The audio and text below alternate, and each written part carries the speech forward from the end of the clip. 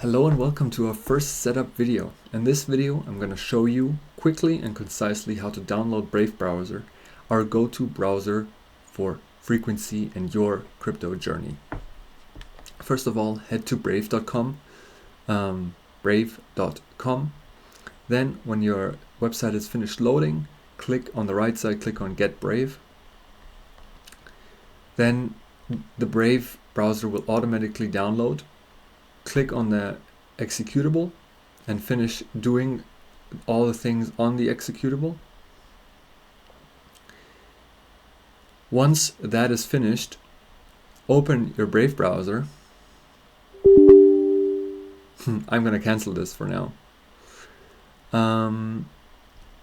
Head to your settings on the right side bottom, and then set Brave as standard browser. Click the button, save as standard browser. This will open your settings.